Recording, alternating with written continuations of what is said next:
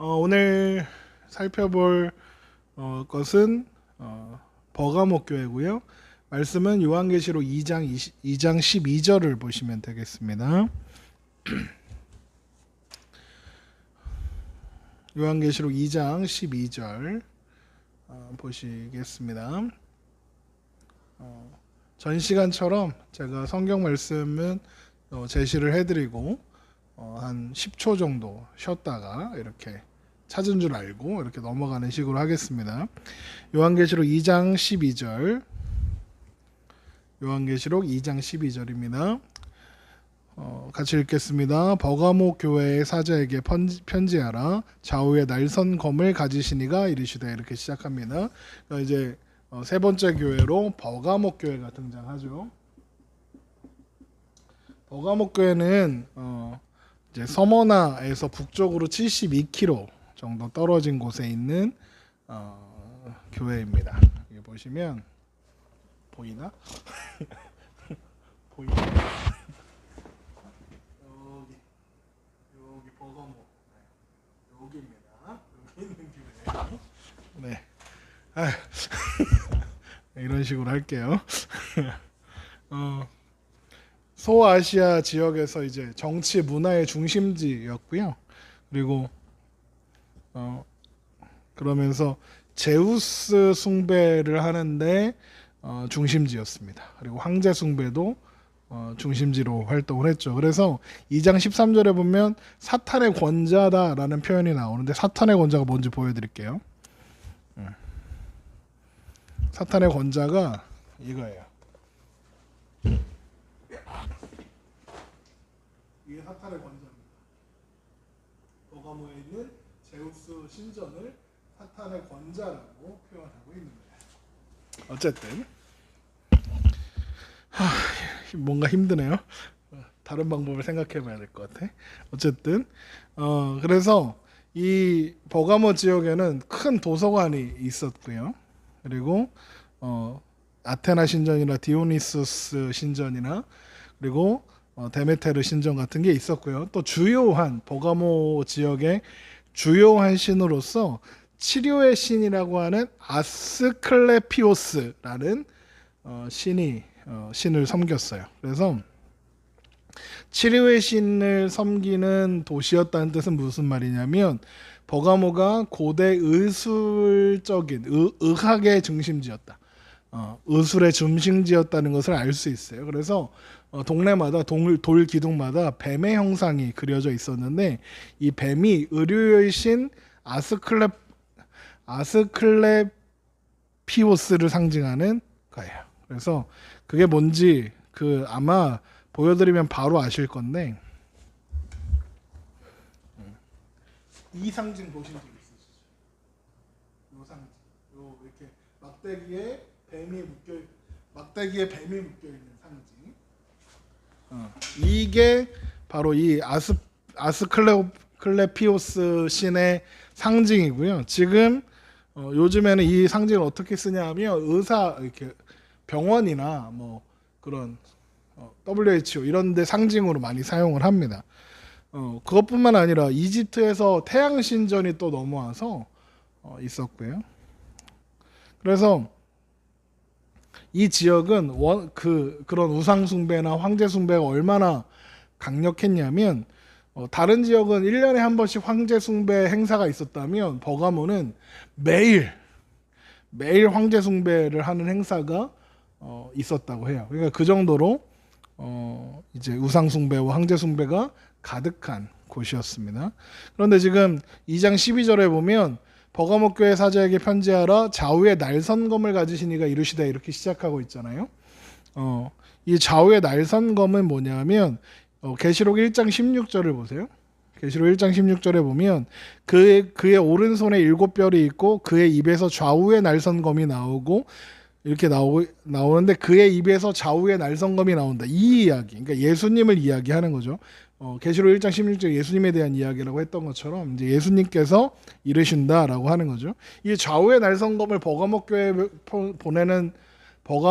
보내는 편지에 이 좌우의 날선검을 언급하는 게 이유가 뭐냐면, 그 교재에 제가 칼 그림을 하나 놨잖아요. 그게 좌우의 날선검이에요. 교재를 보시면 제가 보여드릴게요. 이게 유스 글라디라고 하는 당시에 사용하던 좌우의 날선검이에요. 요거 교재에 있어요. 이게 뭐 할 때 쓰는 거냐면 이제 버가모에 로마 총독의 저택이 있었다고 해요. 그 로마 총독의 저택이 있는데 황제가 그 총독이 거주하는 그 지역으로 보낼 때 파견을 할 때 이 총독에게 지휘권과 그리고 권세를 상징하는 좌우의 날선검 유스 글라디라는 칼을 이렇게 줘서 보냈다는 거예요. 그래서 이 검이 유스 글라디가 그래서 뭐냐면 칼의 권세라는 뜻이거든요. 그러니까 이 검이 뭘 상징하냐? 총독은 누구든지 죽일 수 있다. 권세 이런 거죠. 그러면 근데 버가모에 있는 총독은 좌우의 날선검을 가지고 있고 누구나 죽일 수 있지만 진짜 좌우의 날선검을 가지신 분, 그러니까 진짜 심판자, 진짜 다스리시는 권세가 있으신 분은 누구라는 뜻입니까? 예수님이라는 거죠. 예수님이 좌우의 날선검을 가지셨으니까요. 그러니까 참된 통치권을, 참된 권세는 주님께만 있다라고 지금 버가모 교회에 보내는 편지에 쓰고 있는 거죠. 그러니까 버가모 교인들은 좌우의 날선검을 가진 예수님이라고 하면 바로 총독의 권세가 떠오르고 심판의 권세와 사람을 죽일 수 있는 이런 권세까지 같이 떠올릴 수 있는 거죠. 이 심판의 검은 그래서 좌우의 날선검은 심판의 검이고 이 좌우의 날선검은 우상 숭배와 황제 숭배와 그리고 잘못된 신앙을 심판하실 거예요. 그러면서 2장 13절을 보세요.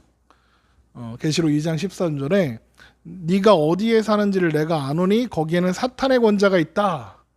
이렇게 시작합니다. 그러니까 버가모가 살고 있는 지역이 어디냐? 사탄의 권자가 있는 곳이다 라고 했어요. 아까 사탄의 권자 보여드렸죠? 버가모에 있는 제우스 신전이라고 했습니다. 요거. 그러니까 이거를 사탄의 권자라고 했단 말이죠. 그러니까 사탄이 사는 곳이라는 거죠. 이 사탄의 권자가 뭐랑 비교되는 거냐면 하나님과 어린 양의 보좌라고 했던 그 단어와 대비되고 있는 거죠. 그러니까 무슨 말이냐? 사탄의 권자가 있다는 게 무슨 말이에요? 사탄이 버가모를 다스리고 있다 이런 뜻인 거죠. 그래서 아까 시작할 때 버가모는 어떤 지역이었냐? 황제 숭배와 우상 숭배가 만연한 곳이었다. 우상 숭배의 총본부 같은 곳이었다라고 이야기했죠. 자, 그것이에요. 그리고 또 2장 13절 계속 보죠. 내가 내 이름을 굳게 잡아서 내 충성된 증인 안디바가 너희 가운데 곧 사탄이 사는 곳에서 죽임을 당할 때에도 나를 믿는 믿음을 저버리지 아니하였도다. 여기 보면 충성된 증인 안디바라는 사람의 이름이 나와요. 근데 안디바가 순교했어요. 순교했는데 그럼에도 불구하고 버가모 교회 성도들은 믿음을 지켰다라는 칭찬을 먼저 하고 계시죠. 이 안디바가 누구냐 몰라요. 성경 전체에서 여기만 나와요. 아마도 버가모 교회 성도거나 아니면 버가모 교회에서 사역하는 사역자였을 수 있습니다. 이 사람이 황제 숭배를 거부하니까 우상 숭배를 거부했겠죠. 그러니까 노쇠로 만든 황소 상에 안에가 비어 있었던 그 상에 넣어서 밑에서 불을 뗀 거예요. 그렇게 해서 순교했다고 알려져 있습니다. 그게 뭐냐면 이거예요.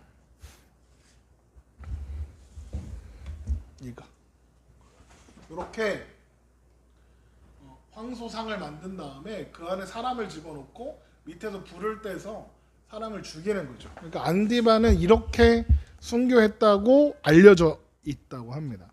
그런데 이 사람에 대한 기록이 전무해요.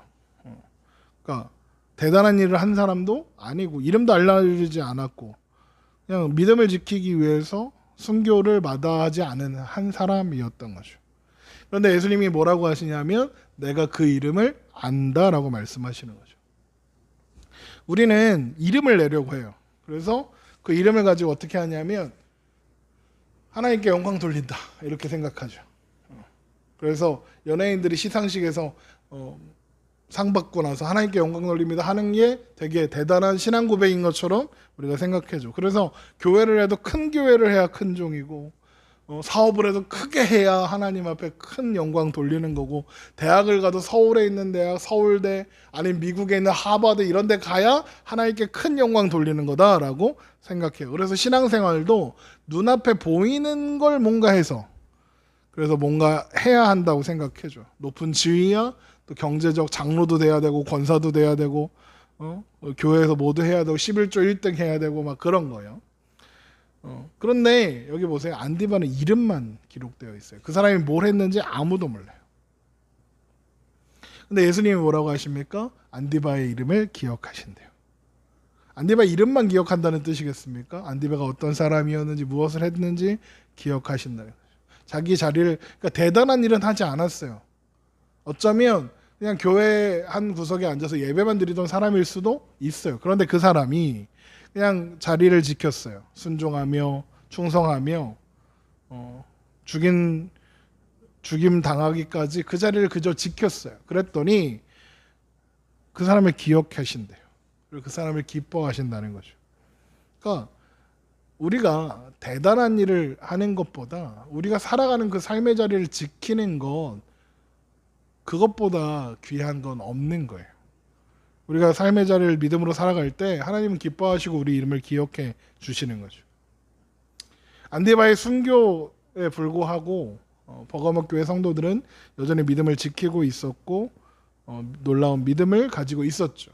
그러니까 무너지지 않았으니까요. 그 안디바의 죽음 때문에. 그런데 이렇게 순교도 할 만큼의 믿음이 있고, 그리고 순교의 상황 속에서도 믿음을 포기하지 않았던 버가목 교회에게 예수님께서 책망을 하기 시작하세요. 2장 14절 보세요. 요한계시록 2장 14절. 내게 두어 가지 책망할 것이 있나니, 이렇게 시작하죠. 두어 가지랍니다. 내게 발람의 교훈을 지키는 자들이 있도다. 그러니까 버가목 교인들 중에 발람의 교훈을 지키는 자들이 있대요. 발람이 발락을 가르쳐 이스라엘 자손 앞에 걸림돌을 놓아 우상의 제물을 먹게 하였고 또 행음하게 하였느니라. 이와 같이 내게도 니골라당의 교훈을 지키는 자들이 있도다. 발람의 교훈을 따르고 교회에 음행을 하게 했대요. 이게 무슨 말이냐면, 우리 지난 시간에도 한번 봤는데 모압 왕 발락이라는 사람이 있었어요.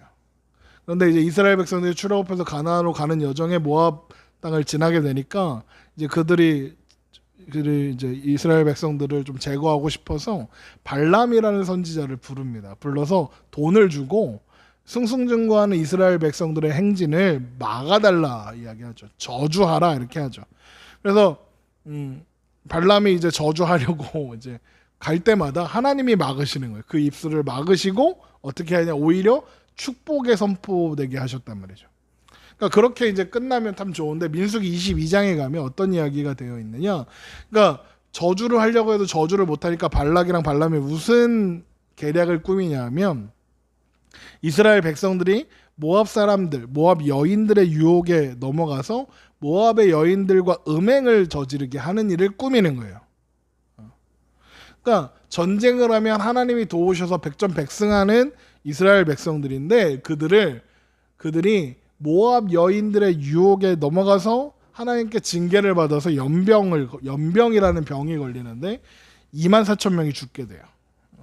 이걸 요한계시록에서 발람의 교훈이라 니골라당의 교훈이다 그래요. 그러니까 우리 베드로후서 2장 15절을 보세요. 베드로후서 2장 15절. 베드로후서 2장 15절.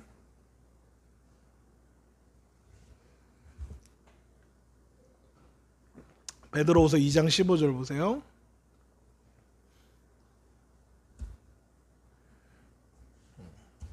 베드로후서 2장 15절. 그들이 바른 길을 떠나 미혹되어 부올의 아들 발람의 길을 따르는도다. 그는 불의의 삭을 사랑하다가 자기의 불법으로 말미암아 책망을 받되 말하지 못하는 나귀가 사람의 소리로 말하여 이 선지자의 미친 행동을 저지하였느니라. 보세요. 발람을 가리켜서 베드로 사도는 뭐라고 하고 있냐면, 거짓의 선지자, 불의의 삭을 사랑한 사람, 불법의 사람, 미친놈이라고 돼 있죠. 또 보세요. 유다서 요한계시록 바로 앞에 있죠. 유다서 1장 11절 보세요. 유다서는 한 장밖에 없습니다. 유다서 1장 11절. 찾기가 어려워요. 한 장밖에 없어서. 유다서 1장 11절 보세요. 유다서 1장 11절. 보세요. 이렇게 되어 있습니다. 화 있을진저 이 사람들이요 가인의 길을 행하였으며 삭을 위하여 발람의 어그러진 길로 몰려갔으며 고라의 패역을 따라 멸망을 받았더라. 그러니까 발람의 어그러진 길을 갔다. 또 이런 이야기가 있죠. 그러니까 지금 버가모 교회가 무슨 짓을 했길래 발람의 길을 따르고 발람의 교훈, 니골라당의 교훈을 지켰을까? 이게 뭐냐면 좀 쉽게 생각하면 신앙적 타협이라고 생각하면 돼요. 신앙적 타협. 그러니까 신앙적 타협이 뭘까? 우상 숭배에 참여하는 거죠. 황제 숭배에 참여하는 거예요. 그러니까 버가모 교회 교인들이 성도들이 어떤 사람은 순교를 각오할 정도로 훌륭한 신앙의 모습을 가진 사람들이 있었지만 한편으로는 유혹에 넘어가서 그 신앙이 잘못된 방향으로 갔다는 거죠. 우상 숭배를 했다 이거예요. 그러면 우상 숭배를 하는데 얘네들이 무슨 명분으로 했을까요? 우상은 아무것도 아니야. 이런 합리화. 야, 그래도 먹고 살아야지. 이런 합리화로 하는 거죠. 왜냐하면 당시에 우상 숭배나 황제 숭배를 하지 않으면 직장도 가질 수 없고 장사도 못 하고 했었으니까요. 그러니까 그렇게 합리화하는 거죠. 또 신앙적으로 그러니까 이제 그렇게 합리화할 때 우리가 하는 일이 뭐죠? 신앙적으로도 합리화하려고 한단 말이죠. 신앙적으로 어떻게 합리화를 했느냐 보세요. 우리 고린도전서 8장 4절을 보세요. 고린도전서 8장 4절. 고린도전서 8장 4절. 고린도전서 8장 4절입니다. 고린도전서 8장 4절. 고린도전서 8장 4절입니다. 고린도전서 8장 4절. 네. 그러므로 우상의 제물을 먹는 일에 대하여는 우리가 우상은 세상에 아무것도 아니며 또한 하나님은 한 분밖에 없는 줄 아노라. 비록 하늘에나 땅에나 신이라 불리는 자가 있어 많은 신과 많은 주가 있으나 그러나 우리에게는 한 하나님 곧 아버지가 계시니 만물이 그에게서 났고 우리도 그를 위하여 있고 또한 한 주 예수 그리스도께서 계시니 만물이 그로 말미암고 우리도 그로 말미암았느니라. 이 사도 바울의 말이 무슨 말이냐면 우상은 없다는 거예요. 신은 없다는 거예요. 다른 신은 없죠. 그 얘기인 거예요. 비록 하늘이나 땅이나 신이라 불리는 자나 많은 신과 많은 주가 있지만 다 아니라는 거예요. 하나님은 한 분밖에 없다는 거예요. 신은 하나밖에 없다는 거예요. 누구? 하나님밖에 없다는 거죠.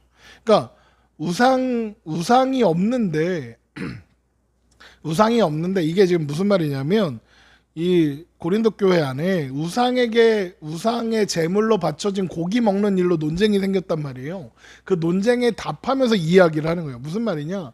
우상에게 바쳐진 고기는 우상이 아무것도 아닌데 그게 우상 신전에 들어갔다 나왔다고 해서 그게 더러워지거나 그걸 먹으면 안 되거나 하는 게 아니라는 거죠. 먹어도 된다 그러는 거예요. 이 논리를 그대로 가져와서 버가모의 우상숭배에 적용을 하면 이렇게 되는 거죠. 우상숭배, 우상은 아무것도 아니니까 이거는 국가에서 시키는 거니까 그냥 참여하자. 그냥 가서 하자. 그런데 이 우상숭배의 핵심이 뭘까요? 가서 그냥 우리 예배 드리시듯이 이렇게 한번 참석하고 오는 게 다가 아니었단 말이에요. 발람의 교훈을 따르는 자들이 어떻게 했죠? 모압 여인들과 음란하게 행했단 말이에요. 이게 무슨 말이냐? 당시 우상숭배, 이방 신전은 이렇게 제사의 방법 중에 하나가 뭐였냐면 이 신전에서 살고 있는 그 신녀들 혹은 사제들이 있을 거 아닙니까? 그 사람들과 성관계를 하는 게 제의였다고요. 제사 방법이었어요. 그런데 여신을 섬기는 신전에는 여자 사제들이 있었고 또 남자 사제들도 있단 말이에요. 그러면 남자 사제들은 어떻게 성관계를 했겠어요? 네. 동성 간의 성관계를 한 거죠. 그러니까 그게 우상숭배 방법이었어요. 그러니까 그걸 참여해야 진짜로 그거에 참여하는 게 된단 말이죠. 그러니까 바울이 뭐라 그랬어요? 우상에게 바쳐진 고기는 아무것도 아니니까 먹어도 돼라고 했잖아요. 그러니까 야, 우상 숭배 행위는 아무것도 아니니까 해도 돼라고 합리화했다는 거죠. 그러니까 이게 되게 무서운 거예요. 우리가 어떤 문제를 다룰 때 어떤 말씀에서 이렇게 그럴듯한 거 하나 찾아다가 합리화를 해요. 이 사람들처럼. 근데 바울이 우상 아무것도 아니까 우상에게 바쳐진 재물 고기 먹어도 돼라고만 했나요? 그렇지 않아요. 우리 지금 고린도전서 피고 있죠. 고린도전서 8장 보세요. 8장 7절 보세요. 고린도전서 8장 7절. 그러나 이 지식이 뭐예요? 우상은 아무것도 아니라는 것. 그래서 우상에 바쳐진 재물을 먹는 거 아무 상관없다는 거, 그 지식이라는 거죠. 그런데 보세요. 그러나 이 지식은 모든 사람에게 있는 것은 아니므로 어떤 이들은 지금까지 우상에 대한 습관이 있어 우상의 제물로 알고 먹는 거로 그들의 양심이 약하여지고 더러워지는. 이게 무슨 말이냐? 이제 막 믿음이 생기기 시작한 사람의 입장에서는 아직 우상에 대한 기억과 잔재들이 있어서, 그러니까 지식이 온전치 않아서 어떤 생각을 하냐? 우상에게 드려지는 제물을 먹으면 안 된다고 생각하는 거예요. 거리껴진다고 생각해요. 이걸 먹으면 더러워진다고 생각한다는 거예요. 이해되죠? 8절 보세요. 음식은 우리를 하나님 앞에 내세우지 못하느니 우리가 먹지 않는다고 해서 더 못 사는 것도 아니고 먹는다고 해서 더 잘 사는 것은 아니에요. 이제 본론으로 들어가요. 그런 사람들이 있어요. 우상에게 바쳐진 고기를 먹으면 더러워진다고, 그렇게 하면 안 된다고 믿는 사람들이, 생각하는 사람들이 있어요. 아직 신앙이 여린 사람들이. 그런데 뭐라고 하냐? 야, 그거 먹는다고 더 잘 살고 그거 안 먹는다고 더 못 살게 되는 거 아니지 않니? 라고 시작하면서 9절에 그런즉 너희의 자유가 믿음이 약한 자들에게 걸려 넘어지게 하는 것이 되지 않도록 조심하라. 지식이 있는 내가 우상의 집에 앉아 먹는 것을 누구든지 보면 그 믿음이 약한 자들의 양심이 담력을 얻어 우상의 제물을 먹게 되지 않겠느냐? 그러면 너의 지식으로 그 믿음이 약한 자가 멸망하니 그는 그리스도께서 위하여 죽으신 형제라. 이같이 너희가 너희 형제에게 죄를 지어 그 약한 양심을 상하게 하는 것이 곧 그리스도에게 죄를 짓는 것이니라. 그러므로 만일 음식이 내 형제를 실족하게 한다면 나는 영원히 고기를 먹지 아니하여 내 형제를 실족하지 않게 하리라. 무슨 말입니까? 그러니까 네가 그렇게 먹으니까 저거 아무것도 아닌가? 해도 되나?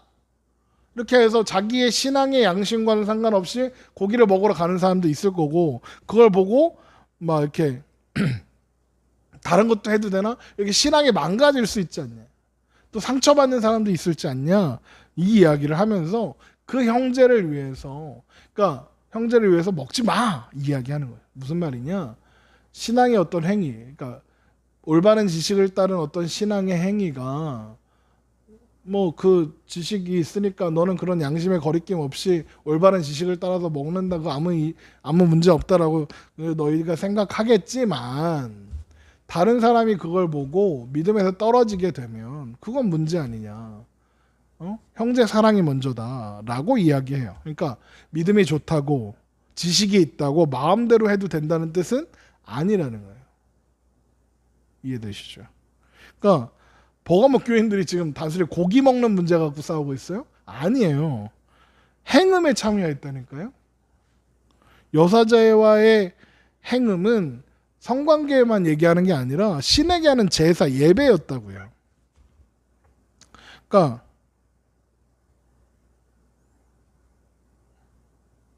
보세요. 왜 그랬을까요? 왜 그렇게 했을까요?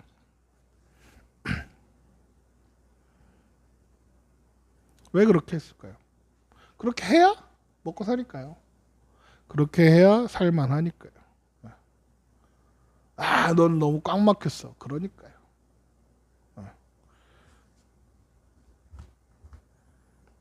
보세요. 어떤 사람이 교회를 다녀요. 예수님 믿어요. 그런데 힘들게 살아요.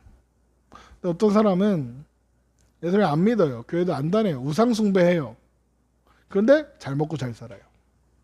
그러면 보세요. 순교할기까지 그 믿음의 자리까지 왔는데 보니까 믿지 않는 사람들이 더 잘 살아. 그럼 어떤 생각이 들까요? 내가 지금 왜 믿는 거지? 이런 생각을 하는 거죠. 믿는 사람이 하나님을 하나님을 향한 믿음을 죽기까지 지킬 만큼 신앙이 좋으면 하나님이 잘 먹고 잘 살아야 되는 거 아니냐 라는 생각을 할 수 있죠. 그런데 실제로 그래요? 안 그래요. 믿음 좋은 사람이 세상에서 더 힘들게 살 때가 훨씬 많아요. 당시 요한계시록에 기록되던 그 당시는 더 했을 거 아니에요. 왜? 우상숭배 안 하면 사업도 못하고 돈도 못 벌었다니까요. 그랬단 말이에요. 그러니까 어때요? 기분이 나쁘죠.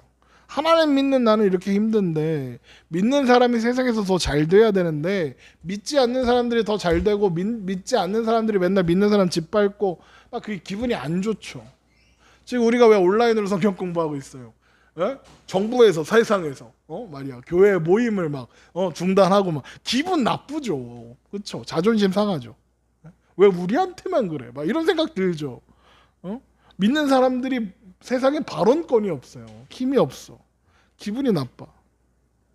그래서 하나님의 이름을 높인다는 이름으로, 높인다는 명분으로 뭘 하냐? 소송을 하는 거예요. 재판을 하고 무리수를 두게 돼요. 물론 이제 그 옳지 않은 것을 옳지 않다고 말하기 위해서 애쓰시는 분들을 폄하하거나 비하하려는 게 아니에요. 그럴 수 있죠. 저도 그걸 이렇게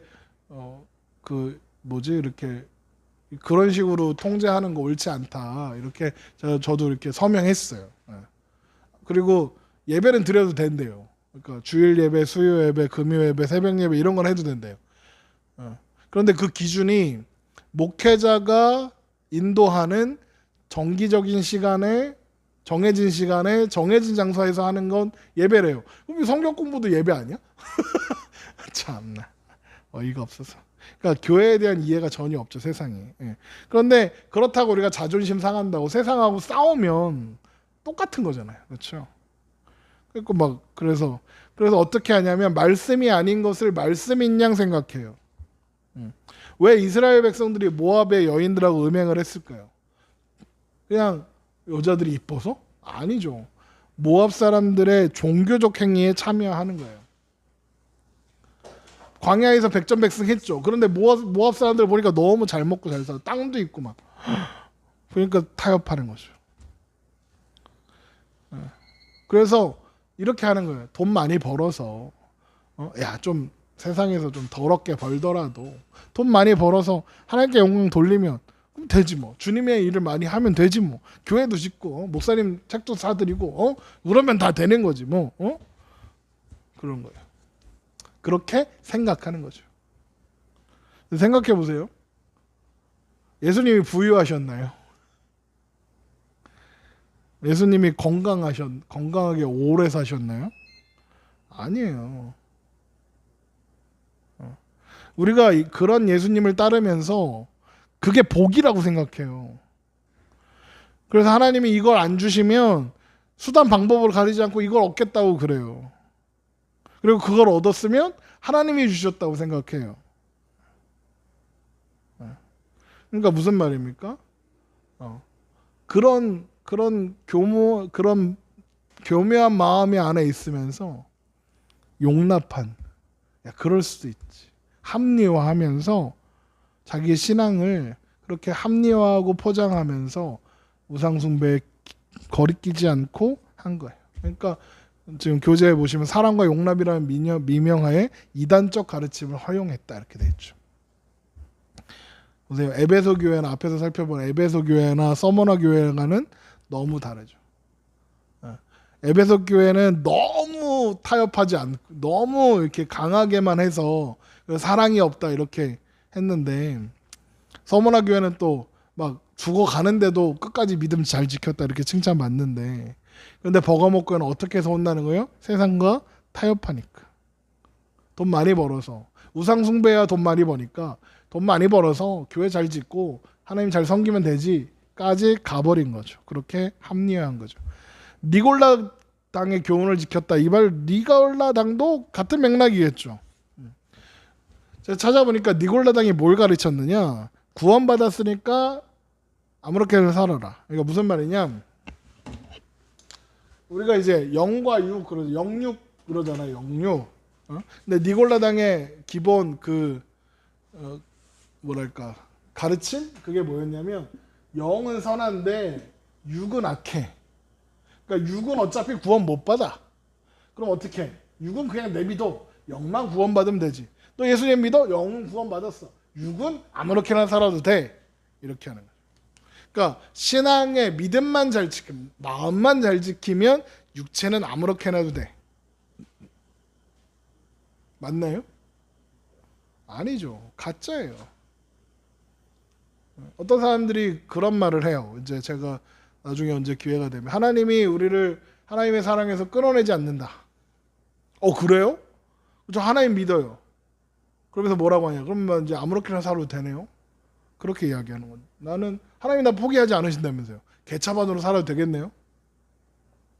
네, 맞아요. 물론 하나님 그렇게 개차반으로 살아도 뚫게 패서라도 하나님 데려오시겠죠. 그런데 그 사랑을 아는 사람이 그렇게 살 수 있어요? 못 살아요. 그건 가짜예요. 그렇게 말하면서 하나님이 나를 버리시지 않는다, 나를 포기하지 않는다 말하면서 마음대로 산다고요? 말도 안 되는 거지. 그렇죠? 그 얘기하는 거죠. 황제 숭배 아무것도 아니야. 육체로 하는 건데 뭔 상관이야. 해. 생명을 지켜야지. 이런 거죠. 갈라디아 교회에 들어왔던 이단은 율법을 지켜야 한다 막 이러면서 할례 해야 되고 안식을 지켜야 된다 이랬던 율법주의 이단이었다면 니골라당은 자유방종주의. 육은 악하니까 어차피 마음대로 해라 이렇게 되는 거죠. 니골라는 이단적인 사상에 빠져서 교주가 된 거예요. 니골라가 누구냐? 사도행전 6장에 나와 있는 7 집사 중에 한 사람이에요. 그러니까 마음대로 살아라. 영혼이 중요하지. 막 그렇게. 예. 이걸 뭐라고 하냐면 영지주의 이원론 이단이라고 해요. 이원론. 예. 요즘에 오늘날의 구원파랑 비슷하고 신천지랑도 비슷하고 그래요. 예. 그러니까 여러분 좋은 게 좋은 건 아닌 거예요. 좋은 게 좋은 거지만 좋은 게 좋은 건 아닌 거죠. 무슨 말인지 아시죠? 예. 그러니까 옳은 길을, 진리의 길을 가면서 좋은 게 좋은 건 좋죠. 사랑으로 포용하고 사랑으로 안아주고 해야죠. 그런데 비진리에 있으면서 좋은 게 좋은 거 하면서 그냥 다 마음대로 해? 그건 신앙이 아닙니다. 그러더니 예수님이 뭐라고 하시느냐? 회개해라 하시죠. 요한계시록 2장 16절로 돌아오세요. 요한계시록 2장 16절입니다. 요한계시록 2장 16절. 그러므로 회개하라. 그리하지 아니하면 내가 내게 속히 가서 내 입의 검으로 그들과 싸우리라. 입의 검, 좌우의 날성검이죠. 심판의 검입니다. 그러니까 버가모 교회가 사는 길이 뭐예요? 회개죠. 에베소 교회는 철저한 진리를 지킨다는 미명하에 사랑이 식어졌지만 버가모는 사랑이라는 이름으로 진리를 무너뜨린 거죠. 그러니까 진리와 사랑은 교회의 두 기둥인 거죠. 죄악과 타협할 수는 없는 거예요. 그래서 보세요. 내가 속히 가서 그러죠. 그러니까 속히라는 게 지금 당장 오겠다 이런 뜻이 아니라 주님의 심판이 임박했다는 뜻이에요. 피할 수 없다는 거죠. 속히 온다. 금방 내가 너 심판으로 금방 갈 거야. 임박했다. 피할 수 없다. 이야기하는 거죠. 내 입의 검으로 그들과 싸우리라. 누구와 싸운다는 걸까요? 일단 교회를 지키기 위해서 검으로 치신대요. 예수님께서 싸우시겠대요. 누구랑요? 버가모 교인들을 버가모 교회에게 잘못된 가르침을 선포하고 잘못된 가르침을 가르치는 자들, 잘못된 길을 가는 자들을 심판하시고 싸우신다는 거죠. 교회의 정결을 지키시기 위해서 검으로 싸우신다는 거죠. 예수님께서 직접 싸우신대요. 요한계시록 19장 15절 보세요. 요한계시록 19장 15절. 요한계시록 19장 15절 보세요. 그의 입에서 예리한 검이 나오니 그것으로 만국을 치겠고 친히 그들을 철장으로 다스리며 또 친히 하나님이 곧 전능하신 이의 맹렬한 진노의 포도주들을 밟는다 그러죠. 그러니까 예수님이 입에서 나오는 검으로 싸우신대요. 입에서 나오는 검이 뭘까요? 입에서 나오는 검 하나님의 말씀입니다. 히브리서 4장 12절 보세요. 히브리서 4장 12절. 히브리서 4장 12절입니다. 히브리서 4장 12절. 우리 잘 아는 말씀이에요. 히브리서 4장 12절. 하나님의 말씀은 살아있고 활력이 있어 좌우의 날선 어떤 것보다도 예리하여 혼과 영과 및 관절과 골수를 찔러 쪼개기까지 하며 또 마음의 생각과 뜻을 판단하시나니 지으신 것이 하나도 그 앞에서 나타나지 않음이 없고 우리의 결산을 받으신 이의 눈앞에 만물이 벌거벗은 것 같이 드러나니라. 하나님의 말씀이 항상 살아있고 좌우의 날선 어떤 검보다도 예리하죠. 그러니까 지금 예수님의 입에서 나오는 그 좌우의 날선검은 뭐예요? 하나님의 말씀인 거죠. 네. 자 보세요. 지금 버가목 교회는 로마 총독의 칼, 좌우의 날선 칼이 검이 무서워서 우상 숭배하고 황제 숭배를 했잖아요. 그래서 뭐라고 하냐? 심판받는다. 너는 뭐가 두려우냐? 세상의 권세를 가진 버가모의 총독이냐? 아니면 세상을 심판할 권세를 가지신 예수 그리스도 하나님이시냐 묻는 거예요. 마태복음 10장 28절 보세요. 마태복음 10장 28절.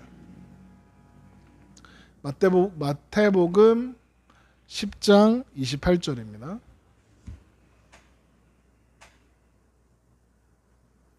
마태복음 10장 28절. 마태복음 10장 28절입니다. 마태복음 10장 28절. 몸은 죽여도 영혼은 능히 죽이지 못하는 자들을 두려워하지 말고 오직 몸과 영혼을 능히 지옥에 멸하실 수 있는 이를 두려워하라. 이 이야기죠. 몸은 죽여도 영혼은 능히 죽이지 못하는 자들을 두려워할 게 아니라 몸과 영혼을 능히 지옥에 심판하실 수 있는 이 바로 예수 그리스도를 경외하라, 두려워하라 하는 거죠. 자, 그러면서 동시에 이야기합니다. 2장 17절. 계시록 2장 17절 돌아와서 요한계시록 2장 17절입니다. 귀 있는 자는 성령이 교회들에게 하시는 말씀을 들을지어다. 이기는 그에게는 내가 감추었던 만나를 주고 또 흰 돌을 줄 터인데 그 돌 위에 새 이름을 기록한 것이 있나니 받는 자밖에는 그 이름을 알 사람이 없느니라. 이기는 그에게. 이기는 게 누굴까요? 발람의 교훈을 따르지 않는 사람이겠죠. 뭘 준다고요? 세 가지를 주죠. 감추었던 만나를 주고요. 흰 돌을 주고요. 그리고 새 이름을 주신다. 하나씩 살펴보죠. 감추었던 만나가 뭐냐면 영의 양식을 이야기하는 거죠. 만나가 언제 있었죠? 하늘에서 사람들이 보이게 내리던 하나님의 양식이었죠. 그런데 가나안에 들어간 후에 하나님의 만나는 더 이상 내리지 않았어요. 만나가 더 이상 내리지 않았던 게 하나님이 주시는 양식이 끊어졌다는 걸까요? 아니죠. 가나안에서 공급되어지는 모든 것이 하나님이 주시는 양식이니까 가나안에서 주어지는 모든 것이 하나님이 주신 거니까 그게 다 만난 거죠. 이해되시죠? 하나님의 이름으로 공급받는 모든 게 다 만난 거예요. 그러면서 요한복음 6장 33절 보세요. 요한복음 6장 33절. 요한복음 6장 33절입니다. 요한복음 6장 33절. 요한복음 6장 33절. 하나님의 떡은 하늘에서 내려 세상에 생명을 주는 것이라. 하늘에서 내려오는 떡이 뭐예요? 만나잖아요. 세상에 생명을 주죠. 하나님의 떡은요. 그들이 이르되 주여 이 떡을 항상 우리에게 주소서. 35절 예수께서 이르시되 나는 생명의 떡이니 내게 오는 자는 결코 줄이지 아니할 터이요 나를 믿는 자는 영원히 목마르지 아니하리라. 무슨 말이에요? 예수님이 생명의 떡이라는 거예요. 이해되죠? 그러면서 6장 43절에 요한복음 6장 44절에 나를 보내신 아버지께서 이끌지 아니하시면 아무도 내게 올 수 없으니 오는 그를 내가 마지막 날에 다시 살리리라. 그러니까 정리하면 이런 거죠. 내가 너희를 살게 한다. 우상숭배, 먹고 살기 위해서, 살아남기 위해서 우상숭배하지 마라. 그것들이 너희들을 살게 하는 게 아니야. 내가 너희를 살게 하는 거야. 사람이 떡으로만 사는 게 아니라 하나님의 말씀으로 사는 거야. 그러니까 만나를 주신다라는 것은 어떤 방법으로도 하나님이 너희를 공급해 주실 테니 두려워하지 마라. 너희는 늘 존재할 수 있다. 다만 보이지 않을 뿐이다. 그런 거죠. 그러니까 감추인 만나를 주신다. 이게 그거죠. 감추인 만나를 주신다는 게 뭐예요? 이런 거죠. 너희가 돈 없어서 뭘 하지 못하는 일이 없을 거다. 굶어 죽지 않는다. 자식이 돈 없어서 빗나가지 않는다. 돈 없어서 지옥 가지 않는다. 돈 없어서 헌금 많이 못했다고 하나님 미워하시지 않는다. 이런 거예요. 그런 거. 그러니까 사도 바울의 고백이에요. 빌립보서 4장 12절. 내게 능력 주시는 자 안에서 내가 모든 것을 할 수 있느니라. 무슨 말입니까? 세상의 조건이 나를 흔들 수 없다는 거예요. 돈이 내가 더 잘 먹고 잘 살게 해주지 않고 내가 어렵다고 하나님의 일을 하는데 방해받지 않는다는 거예요. 그 이야기인 거죠. 그러면 또 하나님 뭐 주신다고요? 흰돌을 주신답니다. 흰돌은 돌멩이에요. 흰 돌멩이 있나? 요거 이런 거 이게 흰돌이에요. 이게 개울에 가면 많이 볼 수 있죠. 하얀 돌이에요. 화이트 스톤인 거죠. 그러니까 이 고대 사회에서 흰 돌은 언제 사용됐냐면 재판장에서 무죄한 사람에게 흰 돌을 주고 죄가 있는 사람한테 검은 돌을 줘서 그것이 판결하는 도구로 썼단 말이죠. 그러니까 판결문 같은 거예요. 그러니까 흰 돌이 등장하는 게 왜 등장하냐? 아마도 버가모 교회 교인이었던 안디바는 판결받고 죽었을 거 아니에요? 그럼 무슨 돌을 받았겠어요? 검은 돌을 받았겠죠. 검은 돌을 받고 심판받아 죽었죠. 순교했단 말이에요. 그러니까 버가모에서 안디바는 유죄였죠. 그런데 하나님이 안디바에게 뭘 주시겠어요? 흰 돌을 주시겠죠. 하나님 앞에 안디바는 무죄라는 거예요. 그러니까 하나님께서 의롭다 하심을 해주신다. 우리 아까 1교시에 구원론 칭의 할 때 하나님이 의롭다고 칭해 주시겠다는 상징이 흰돌인 거죠. 또 흰돌은 테세라라고 불렸는데 티켓이라는 뜻이에요. 표. 어디 들어갈 때 내는 티켓. 그러니까 버가모에는 그러니까 항상 황제 숭배, 우상 숭배가 만연한 동네에는 뭐도 많으냐면 극장, 연회장, 콜로세움 이런 게 많아요. 그럴 때 들어가는 티켓이 있을 거 아니에요? 그 티켓이 흰돌이었다는 거죠.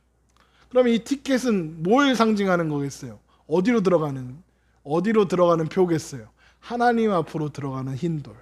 하나님 앞에 들어가서 흰돌을 들이밀 때 하나님이 받아주시고 용납하시는 거죠. 그러니까 흰돌을 받은 자만 하나님 앞으로 나아갈 수 있죠. 그런데 그 흰돌 위에 그냥 흰돌만 주는 게 아니라 그 흰돌 위에 새 이름을 기록하신다 하셨어요. 2장 17절 다시 보세요. 귀 있는 자는 성령이 교회들에게 하시는 말씀을 들을지어다. 이기는 그에게는 내가 감추었던 만나를 주고 또 흰돌을 줄 터인데 그 돌 위에 새 이름을 기록한 것이 있나니 받는 자밖에는 그 이름을 알 사람이 없느니라. 받는 자만 그 이름을 안대요. 비밀이라는 거죠. 그 비밀. 그럼 비밀이면 와 이거 뭐 암호 풀어야 되는 거 아니야? 이런 생각하면 안 되죠. 요한계시록 암호문 아니라고 했어요. 그럼 비밀을 아는 사람들이 있겠죠. 누굴까요? 골로새서 1장 26절 보세요. 골로새서 1장 26절. 골로새서 1장 26절. 골로새서 1장 26절입니다. 골로새서 1장 26절. 이 비밀은 만세와 만대로부터 감추어졌던 것인데 이제는 그의 성도들에게 나타났고 이 비밀은 만세와 만대로부터 감추어졌는데 누구에게 나타났대요? 성도들에게 나타났대요. 비밀을 아는 자가 누구예요? 이만희예요? 이화성 목사예요? 아니에요. 누구요? 성도들.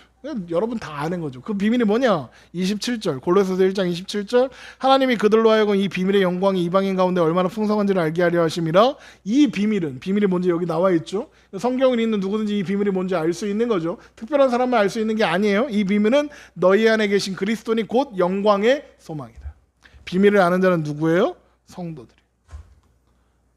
그러면 흰돌 위에 새겨지는 새 이름의 핵심은 뭐겠어요? 예수 그리스도로 말미암아 주어지는 새 이름이겠죠. 예수님께서 주시는 새 이름.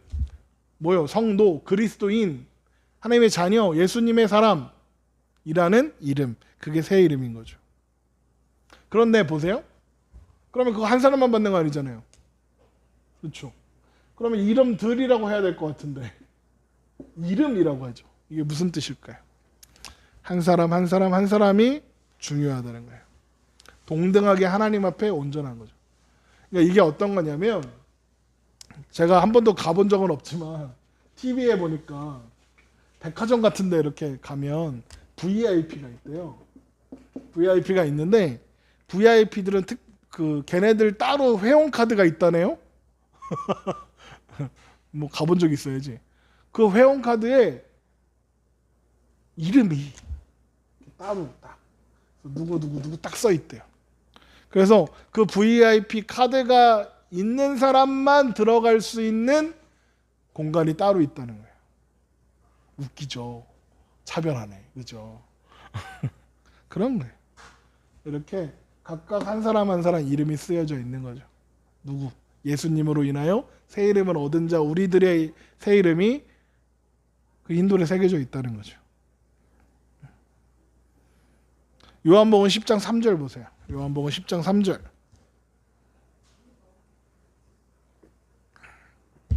요한복음 10장 3절. 요한복음 10장 3절입니다. 문지기는 그를 위하여 문을 열고 양은 그의 음성을 듣나니 그는 자기 양의 이름을 각각 불러 인도하느니라. 예수님이요 우리 한 사람 한 사람의 이름을 다 아신다고요. 이해되시죠? 네.